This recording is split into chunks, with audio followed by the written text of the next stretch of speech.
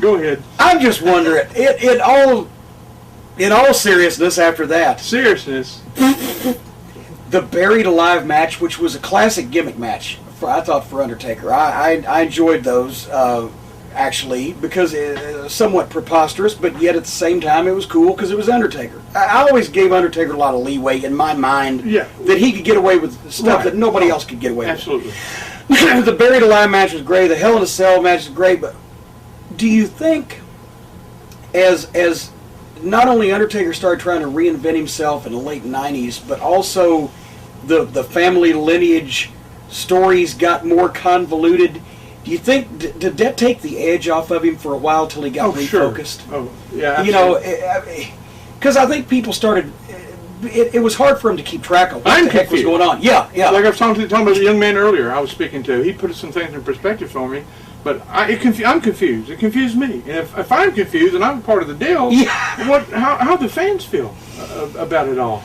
Because writers would leave, writers would come and go. The Hollywood writers come in, Vince Russo come in, and then and then gosh. And unfortunately, I was lucky that my stuff and Taker's stuff really was never scripted.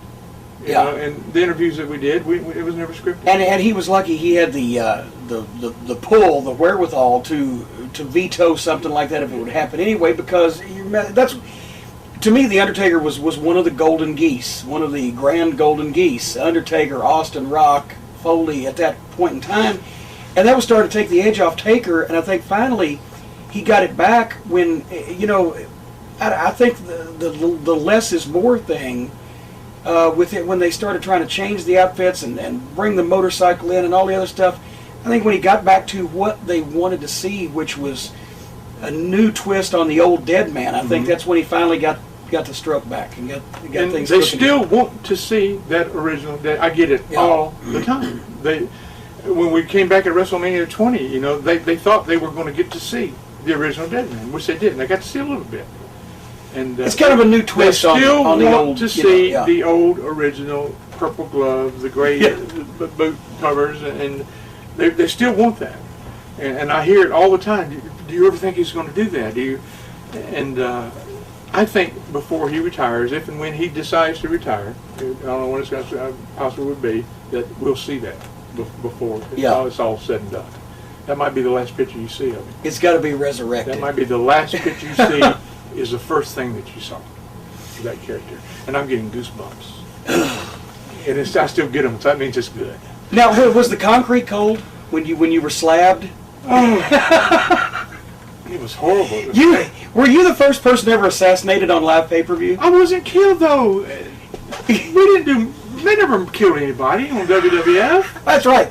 They don't do murder or rape. That's right. Okay. Well, they didn't kill me. So you were just submerged in a concrete block and solidified there. They got me out. At a later date, off the air, you were gotten out and sent to the Federal Witness Protection Program. As soon as the pay-per-view was off the air, the paramedics got me out and was sucking concrete out of my bodily orifices and rushing me to the hospital. And I had to stay in the hospital for a while, but I kicked out. Paul Bearer's not dead. And as long as there's an Undertaker in the King, Paul Bearer's never going to be dead. And as long as there's fans out there that enjoyed what we've done through the years, Paul Bearer's never going to die. Well, actually, it would be even spookier now if you came back after all that they've done to you. You could resurrect yourself and have even more. Yeah. Have a Q-tip, concrete coming out of my ears. And sneeze and gravel will fly.